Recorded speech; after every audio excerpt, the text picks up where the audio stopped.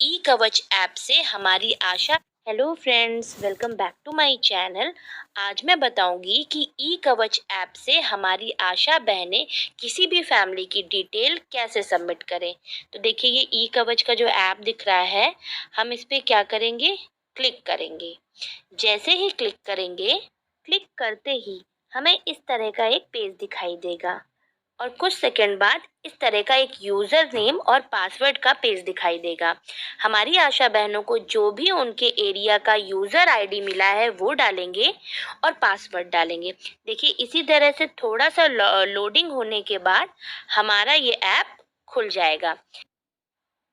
ई कवच परिवार स्वास्थ्य सर्वेक्षण, मतलब हमें फैमिली की डिटेल जो है वो हमें इसमें ऐड करनी है। अब देखिए, सबसे किनारे पे ये एक परिवार का चित्र दिखाई दे रहा है जिसमें एक पुरुष, एक महिला और एक बच्चा है। हमें उसी पे क्लिक करना है। जैसे ही हम उस पे क्लिक करेंगे, हमें एक और पेज खुलता हुआ दिखाई देगा जिसमें लिखा है सबसे आप क्या करना चाहते हैं, परिवार स्वास्थ्य सर्वेक्षण या पुनः सत्यापन। तो अभी हमें पुनः सत्यापन नहीं करना है। सबसे पहले हम परिवार स्वास्थ्य सर्वेक्षण पे क्लिक करेंगे। परिवार स्वास्थ्य सर्वेक्षण पर क्लिक करते ही एक और पेज खुलेगा। देखिए, जैसे ये पेज खुल रहा है, नया परिवार जोड़ें, और नीचे दिखा रहा है देखिए सर्च फैमिली, मतलब हम इससे पहले जो हमने परिवार ऐड किए हैं उसको भी हम इससे ढूंढ सकते हैं। तो सबसे पहले हम सीखेंगे कि हम नया परिवार कैसे जोड़ें। तो नया परिवार जोड़ने के लिए हम नए परिवार पर क्लिक करेंगे। जैसे ही हम नए परिवार जोड़े पर क्लिक करेंगे, हमें एक और पेज खुलता हुआ दिखेगा। देखिए, जिस तरह से इसमें दिखाई दे रहा है। देखिए, इस पेज में भी हमें दिखाई दे रहा है कि हम पहले से जोड़े हुए परिवार को नाम से या फैमिली आईडी से ढूंढ सकते हैं। मतलब जो भी फैमिली परिवार हमने जो पहले से रजिस्टर किया है उसे हम उनके नाम से या आईडी से ढूंढ सकते हैं। और अगर हमें नहीं ढूंढना है तो हम नीचे जो ये अगला लिखा है उस पर क्लिक करके हम आगे बढ़ सकते हैं। के बाद हमें एक और पेज खुलता हुआ दिखाई दे रहा है जिसमें पूछा गया है, आप एक नए परिवार को पंजीकृत करने वाले हैं तो उसके लिए सबसे पहले मकान नंबर। तो यहाँ पे हम मकान नंबर पहले दर्ज करेंगे। मकान की संख्या कुछ भी हो सकती है, 5 भी हो सकती है, 10 भी हो सकती है, 102 भी हो सकती है, जो भी है। उसके बाद पता नंबर 1। जैसे ही हम पता नंबर 1 पे क्लिक करेंगे, हमें एक कीबोर्ड दिखाई देगा।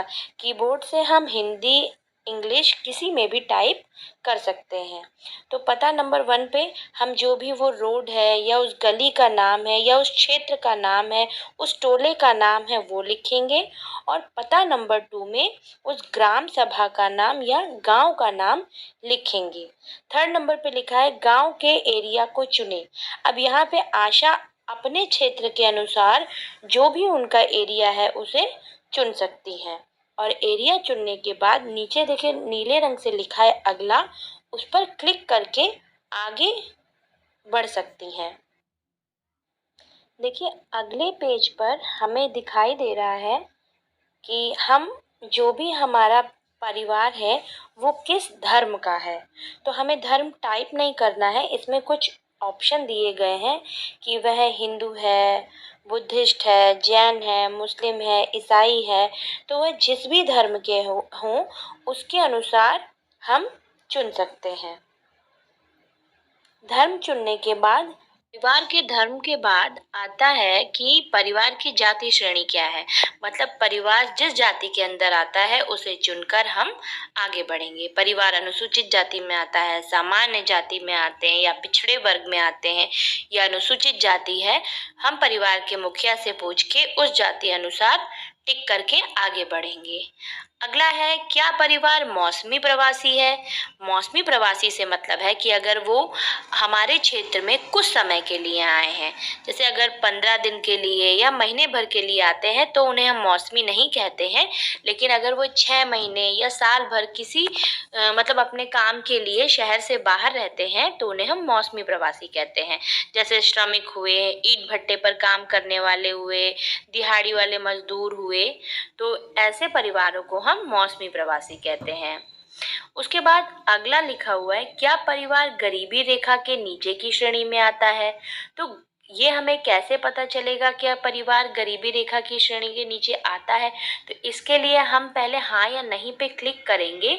उसके बाद हमें राशन कार्ड के रंग से बताना है कि वह किस श्रेणी के अंदर आते हैं। लाल है, नारंगी है, पीला है कि सफेद है कि गुलाबी या कोई नहीं है। उचित रंग सेलेक्ट करने के बाद नीचे लिखा है अगला, तो हम अगले पे क्लिक करेंगे। उसके बाद राशन कार्ड का रंग यदि मान लीजिए सफेद है या जो भी है, उसके बाद हम राशन कार्ड का संख्या लिखेंगे। अगर परिवार के पास प्रधानमंत्री जन आरोग्य योजना कार्ड है, अगर हाँ तो हाँ, और उसके बाद कार्ड में जो नंबर लिखा है वो लिखेंगे। और अगर नहीं है तो हम नहीं पे क्लिक करके नीचे अगला लिखा है वहां पे क्लिक करके आगे बढ़ेंगे। ये आगे का ऑप्शन है, क्या घर में शौचालय उपलब्ध है? हाँ या नहीं पे टिक करके हम आगे बढ़ेंगे। इसमें कुछ विकल्प दिए हैं जिन्हें चुनकर हम लिखेंगे कि शौचालय की जो उपलब्धता है वो किस तरह की है। शौचालय बहते पानी की व्यवस्था के साथ है कि रुके हुए बिना पानी की व्यवस्था के साथ है कि सोखता गड्ढे वाला शौचालय बहते पानी की सुविधा के साथ है। मतलब जो भी उचित विकल्प हो उसे चुनकर उस पर क्लिक करके हम आगे बढ़ेंगे। आगे देखिए दिखा रहा है कि पीने के पानी का स्रोत क्या है।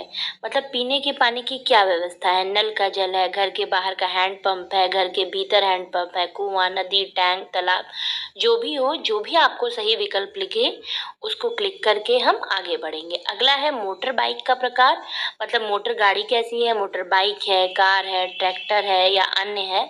तो घर के मुखिया से पूछ के हम जो भी उनके पास हो उस पर क्लिक करेंगे। अगला प्रश्न है कि खाना पकाने के लिए किस प्रकार के ईंधन का उपयोग किया जाता है। तो जिस भी प्रकार के ईंधन का उपयोग किया जाता है हम घर के मुखिया से पूछ के और उचित उत्तर पे टिक कर देंगे कि जलने वाली लकड़ी यूज होती है, कि गोबर के उपले हैं, कोयला है, केरोसिन है, रसोई गैस है। जो भी उचित उचित होगा उस पे हम टिक करके आगे बढ़ेंगे। अगला है घर का प्रकार। मतलब सबसे पहले हमें इसमें ये चुनना है कि घर का प्रकार क्या है। घर का प्रकार मतलब कि घर किराए का है या अपना है या टेंट का है। मतलब जो भी इस तरह का विकल्प इसमें आ रहा है वो हम चुन लेंगे। देखिए दिखा रहा है कि किराए का है, अपना है या अन्य है। तो हम यहाँ पे लिख देते हैं किराए का। फिर देखते हैं कि बिजली की व्यवस्था कैसी है, कि बिजली सप्लाई है, जनरेटर है, सोलर पावर है, केरोसिन, मिट्टी का तेल का दीपक जलता है या अन्य बैटरी है। तो जो जिस भी प्रकार से बिजली की उपलब्धता हो उस पर हम टिक करके आगे बढ़ेंगे। अब आ रहा है घर का प्रकार।